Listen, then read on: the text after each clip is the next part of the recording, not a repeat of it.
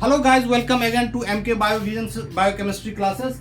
आज हम लोग बायोकेमिस्ट्री क्लास में एंजाइम इनहिबिशन के बारे में पढ़ेंगे, यानी कि उस सब्सटेंस के बारे में, उस कंपाउंड के बारे में पढ़ेंगे जो कि एंजाइम के कैटालिटिक एक्टिविटी को स्लो कर देता है। Catalytic activity of an enzyme can be lowered by inhibitor molecules. तो ये इनहिबिटर मॉलिक्यूल क्या होते हैं? सब मेटाबोलाइट ड्रग्स एंड टॉक्सिन्स, यानी कि कुछ शरीर के अंदर खुद ही पैदा होते हैं इस तरह के इनहिबिटर, और कुछ बाहरी चीज होते हैं जो इस चीज को इनहिबिट करता है। ये एंजाइम इनहिबिटर को हम मोटा मोटी दो भाग में बांट सकते हैं। दो तरह के एंजाइम इनहिबिटर होते हैं। एक होते हैं इररिवर्सिबल इनहिबिटर, यानी कि वैसे इनहिबिटर जो परमानेंटली बाइंड कर जाते हैं एंजाइम से और एंजाइम का साथ कभी नहीं छोड़ते हैं, यानी कि एंजाइमेटिक उसके कैटालिटिक एक्टिविटी को पूरी तरह से ये परमानेंटली डिस्ट्रॉय कर देते हैं क्योंकि ये कोवेलेंट बॉन्ड बना लेते हैं, स्ट्रॉन्ग बॉन्ड के साथ एंजाइम के साथ बाइंड कर जाते हैं। एग्जाम्पल इसके हैं सेरीन यानी कि नर्व गैस। नर्व गैस का एक कंपोनेंट होता है डाई आइसोप्रोपाइल फॉस्फोफ्लूओरिडेट, यानी कि DIPE। ये जो कंपोनेंट होता है नर्व सेल का, ये एसिटाइल कोलिन स्टरेज के सेरीन रेसिड्यू से बाइंड करता है। सेरीन रेसिड्यू क्या करता है? एसिटाइल कोलिन स्टरेज के एक्टिव साइट में पाया जाता है, तो वहां से ये बाइंड करता है और इस एंजाइम की एक्टिविटी को पूरी तरह से खत्म कर देता है। दूसरा है पाराथियोन। ये भी एसिटाइल कोलिन स्टरेज से बाइंड करता है, लेकिन ये इंसेक्ट के एसिटाइल कोलिन स्टरेज से बाइंड करता है, इसलिए इंसेक्टिसाइड के रूप में इसका इस्तेमाल होता है। पेनिसिलिन एक एंटीबायोटिक है जो क्या करता है कि ग्लाइकोफॉस्फेट ट्रांसपेप्टिडेज को इनहिबिट करता है। इस एंजाइम का काम है जो नाग और नाम जो ग्लूकोसामिन और म्यूरेमिक एसिड का जो चेन होता है उसके बीच में जो क्रॉस लिंक करने वाले पेप्टाइड होते हैं उसको सिंथेसाइज कराता है। तो जब इस क्रॉस लिंकिंग को इनहिबिट करने वाले क्रॉस लिंकिंग को बनाने वाले एंजाइम को इनहिबिट किया जाता है, तो क्या होता है कि बैक्टीरियल सेल वॉल का सिंथेसिस नहीं हो पाता है और a bacteria without cell wall is vulnerable to the osmotic lysis. ये यानी कि खत्म हो जाता है शरीर के अंदर, वैसा बैक्टीरिया सर्वाइव नहीं करता है।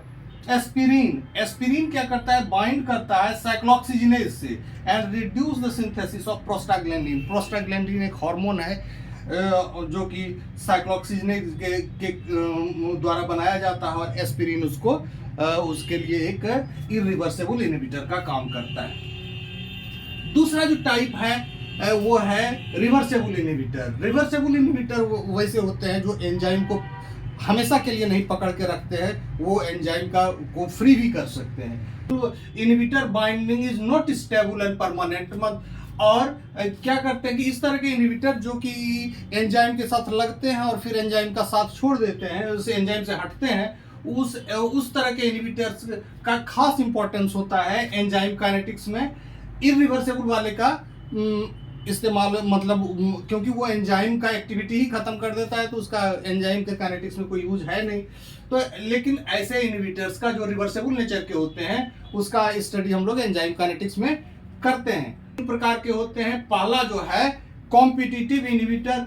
कॉम्पिटिटिव इनहिबिटर जो होते हैं ये एंजाइम के एक्टिव साइट के साथ compete करते हैं, यानी कि जहां एक्टिव साइट है उसी के लिए मारामारी करते हैं। ये इनहिबिटर भी और सबस्ट्रेट भी, देखिए दोनों एक ही तरह के हैं और इसके लिए एक ही जगह पर ये एंजाइम इनहिबिटर बनाते हैं और यहाँ एंजाइम सबस्ट्रेट कॉम्प्लेक्स बनाते हैं।